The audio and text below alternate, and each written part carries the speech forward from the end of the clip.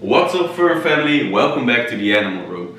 A few weeks ago I made the aquarium stand you see right here, and today I would like to make a few modifications to it. Most notably, install a few of these LED floodlights. Right on top of this tank. Now it won't work as is, we'll need some kind of stand for these guys. Luckily I came prepared and already made two stands off camera. And looking at these things, they may seem complicated to make, but in all honesty it's just one board, a second board, and this triangle part is just there for show. It doesn't have any purpose, although it does make it quite a lot stronger. And then I added the floodlight up top, used a few cable managers to run the wire along the back, and then we'll have to finish off the wiring later on in the video. But first, before we're gonna install these lights, I want to install something else. This right here. A piece of black window film. We're gonna black out the back of the tank so we won't see any wires or the light stands running behind the tank. And I also just think this tank will look better with a black background.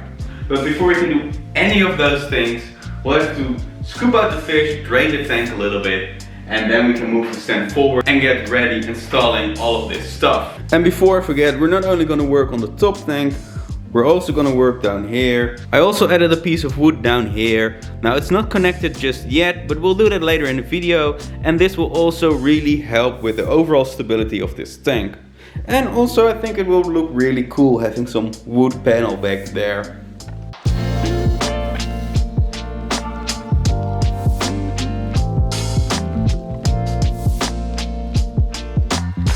Alright, now that the tank is drained all the way down here, we can easily scoop out the fish. That's one of them. Right, that's number 2. Number 3. And now we only need one more. There we go, the final one. Okay, so all the fish are down in this bucket. This tank is empty, which means we can now pull it forward and install the black window film.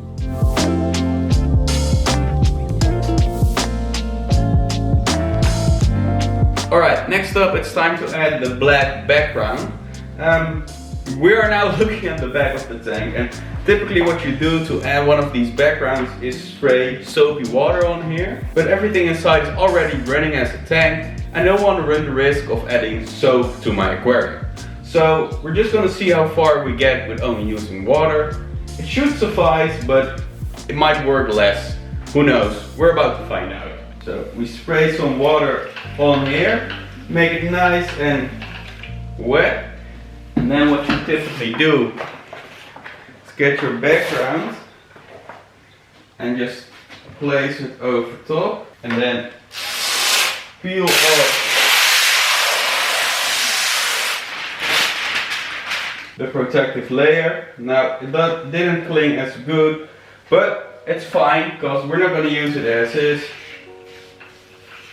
Because we're going to spray some water on this side as well, and then we're going to flip it over.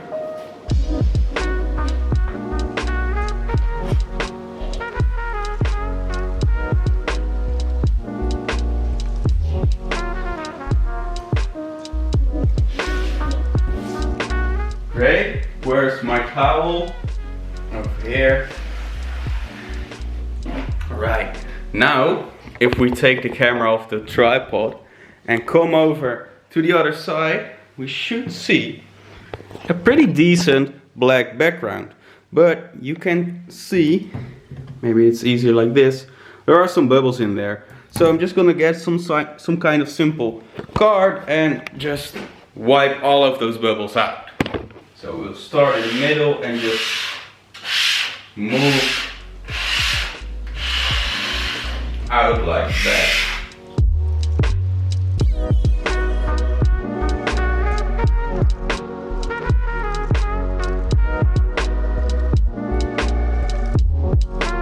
Alright, so it's now on there really tightly, but you can see there's a little bit of excess up top, and I'm just going to remove it with a simple razor blade.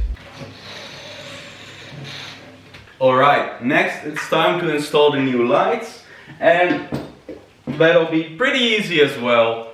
We're just gonna measure how far from the sides I want them to go and then just screw them straight into the stand.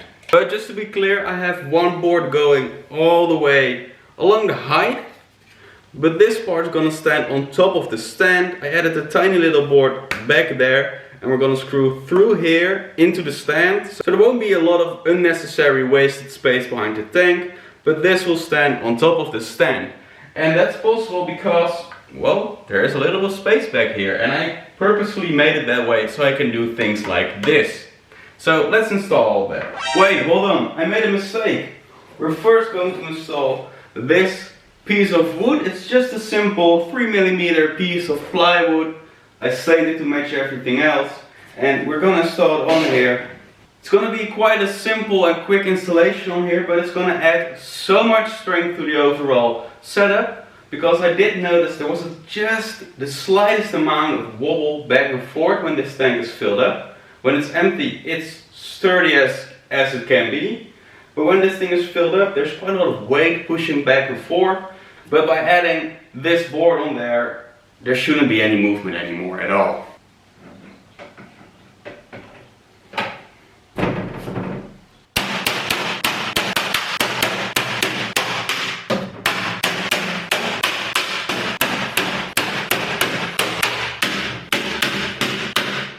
That stuff was loud, but it's on there. It's slightly a different shade of brown than the rest of the stand, but it's only on the back side.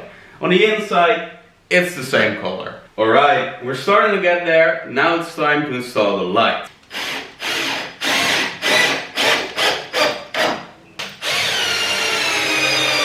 Alright, this stand is undergoing a complete makeover. Let's take a quick peep from the other side. That looks good. That looks good. And that looks good. Now the next thing we'll have to do is connect these lights together, as they are just some random wires. So that's the next step. So before I started recording this video, I did some preparations to make sure everything would go as smoothly as possible. So I already worked out how I want to do the wiring on this thing, which made it a lot easier and quicker for the ropefish, so they will be back into their tank as soon as possible. So what I did is the first lamp gets connected to this piece of wire, which then gets merged to the second lamp, and then from here we can add the socket.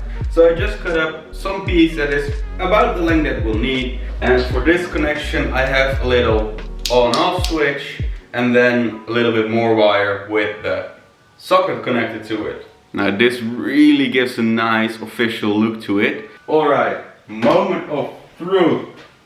Does it work? It does, and it looks awesome.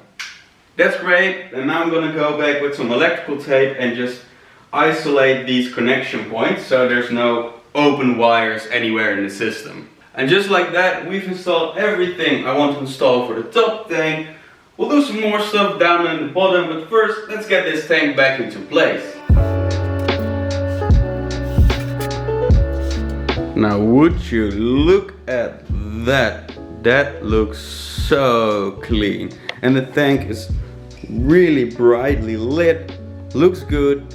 The background is nice and dark, nice and smooth. You see a little bit of these spots, but this is but that's because of the piece of glass up here. There's some water on there that is causing some reflections on there. But the background itself is completely smooth. It looks so good.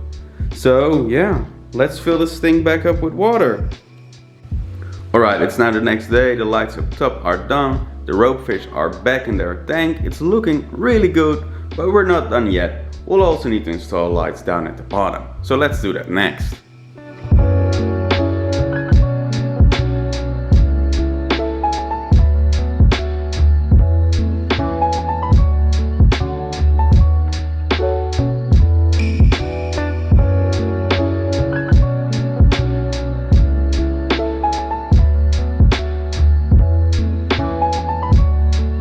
Alright, here we go, the finished product. Both of the shelves now have a dedicated light built into it, and it looks amazing. There's a lot of light spillage along the sides. I might fix that later on by adding some barn doors on the lights here, like so. But I'm not sure what I'm gonna do. I also kind of like it that it is so bright. And the lights may seem a little bit too bright. Let me move you guys over here or something. Now the lights may seem a little bit too bright, but that's because there's a lot of spillage along the sides. If you look into the tanks themselves, it's actually a pretty decent amount of light. It's not too much, it's not too little, it's just right. And of course we didn't only light the top shelf, we also installed lights at the bottom here. There's no tank here just yet, but I think next video I'll be placing Zula's tank over there. And about Zula's tank, I'm not gonna do a rescape of it anymore, just because she's getting so big. Let's take a look. Right there she is. To compare to my hand, she's getting to be a decent size, almost 2 fingers thick. And if we compare my hand to these ropefish, you can see she's pretty big. So she'll definitely handle herself in this tank. I'm gonna put it off just a little bit longer because I don't want to run any risk of the ropefish trying to eat Zula. But I do think that if I were to add her right away, she'd be fine in there. But I'm gonna wait just a little bit longer. And I've said it multiple times before, but the end game for this tank is an open top design. And something really cool that's gonna happen when we have an open top design is these lights will reflect on the water surface back onto the ceiling. And you get this cool shimmering effect along the ceiling. I really like it. And I think that tank is gonna be amazing. I have everything planned out for what I'm gonna do in here, but before we get started on this tank, we're gonna build a rack for over there. Alright, this is the sum from last video. As you can see, it's been resealed. I added a brace along the top for extra security. Now all that's left to do is build a rack for it. We're gonna add more tanks into it, and speaking of it, I have the design right here. So the bottom layer is gonna be doors. Nothing too major, just to hide the filter and some other equipment.